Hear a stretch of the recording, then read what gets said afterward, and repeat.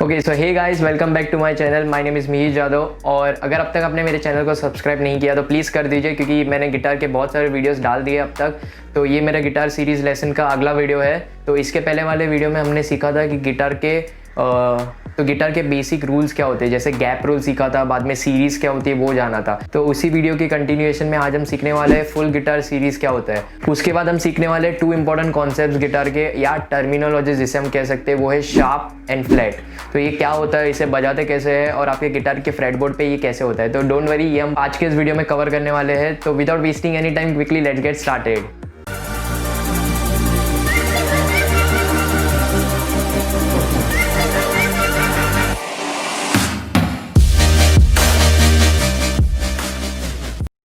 Okay guys, तो सबसे पहले हम थियोरेटिकली जानेंगे, बिकॉज थियरी नॉलेज होने के बाद आपको प्रैक्टिकल नॉलेज इजीली समझ में आ जाएगा। तो ये फुल सीरीज आखिर बनी कैसे हाफ सीरीज के कंटिन्यूएशन में, तो इसके लिए मुझे मेरी नोटबुक और पेन की ओर लेके जाना पड़ेगा आपको।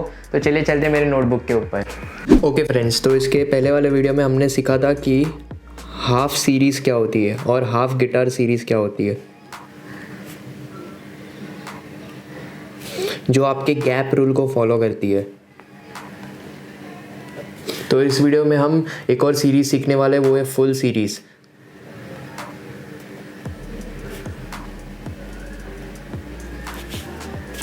तो फुल सीरीज क्या होती है, सबसे पहले हमने हाफ सीरीज जो सीखी थी ना, वो एक बार लिख लेते हैं। ए और बी के बीच में एक फ्रेट का गैप रहता है, बी और सी के बीच में एक भी फ्रेट का गैप नहीं रहता है, सी और डी के बीच में एक फ्रेट का गैप, डी और ई के बीच में एक फ्रेट का गैप, ई और एफ के बीच में एक भी फ्रेट का गैप नहीं, और एफ और जी के बीच में एक फ्रेट का गैप।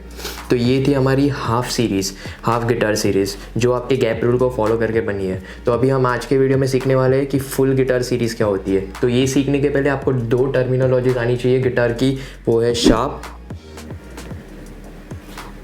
And flat.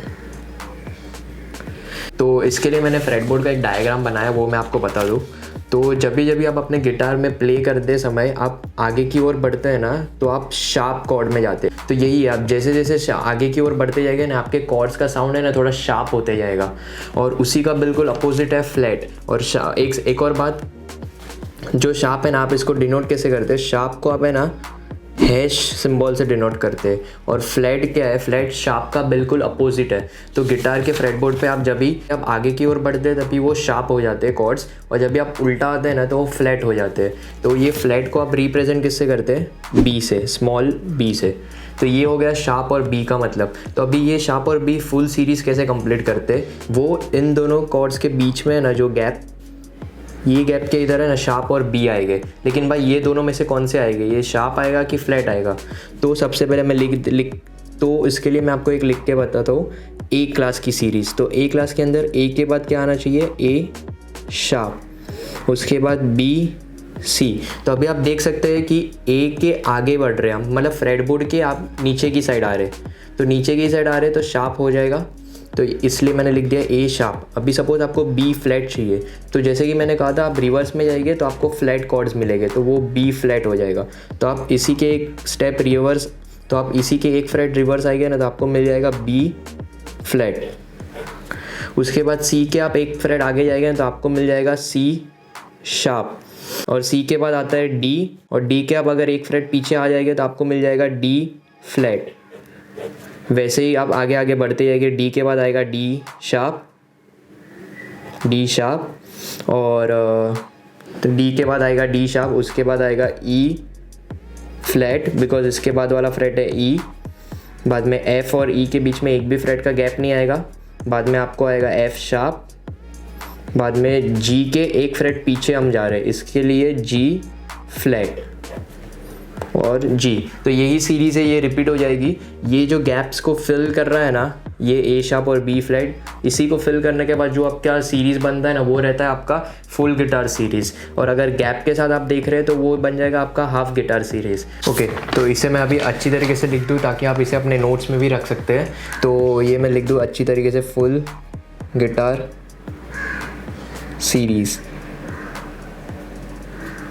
तो इसके अंदर सबसे पहला हम ए क्लास से स्टार्ट करते हैं। तो ए कॉर्ड, ए के बाद आता है ए शार्प, बाद में आता है बी कॉर्ड, देन सी कॉर्ड। तो बी कॉर्ड है तो बी के एक फ्रेट पीछे आएंगे तो बी फ्लैट, देन सी कॉर्ड, देन सी शार्प, उसके बाद आता है डी कॉर्ड, तो इधर आएगा डी फ्लैट, बाद में आता है डी शार्प। तो डी शार्प है तो उसके लिए बाद में इधर लिखना पड़ेगा, डी के बाद क्या आता है A B C D E, तो इधर आएगा ई फ्लैट, ई कॉर्ड, एफ, क्योंकि ई और एफ के बीच में एक भी फ्रेट का गैप नहीं है, बाद में एफ शार्प, देन जी फ्लैट, देन जी। इसके बाद क्या आएगा पता है, जी शार्प और ए फ्लैट, और ये सीरीज़ रिपीट होते जाएगा।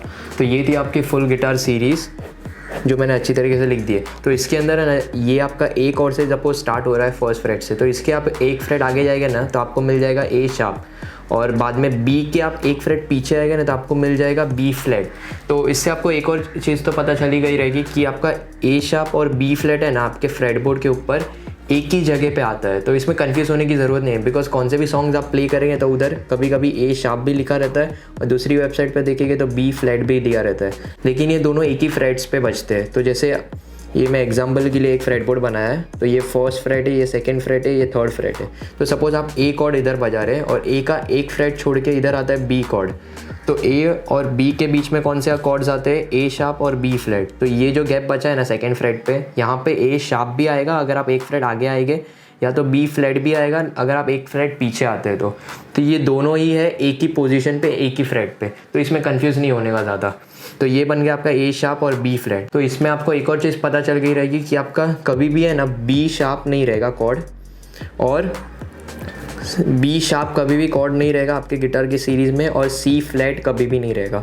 और अगर हम ई और एफ़ की बात करें तो ई शार्प कभी भी नहीं रहेगा आपके गिटार की सीरीज़ में, और आपका एफ़ फ्लैट कभी भी नहीं रहेगा।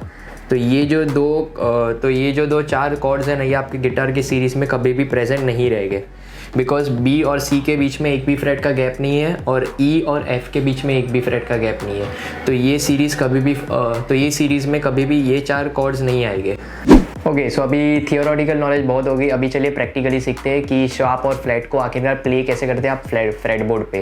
तो उसके लिए मैं पहले का थोड़ा रिकैप ले लूँ कि आपके जो हाफ सीरीज़ है उसमें मैंने आपको एक गैप रूल सिखाया था। वो गैप रूल क्या बोलता था, आपके दो कॉर्ड्स के बीच में एक फ्रेट का गैप होना चाहिए, लेकिन बी और सी, ई और एफ जैसे कि मस्तीखोर बच्चे मैंने बोले थे आपको, तो वो ये गैप रूल को फॉलो करते ही नहीं है, तो वो चार कॉर्ड्स के बीच में ना गैप आएगा ही नहीं।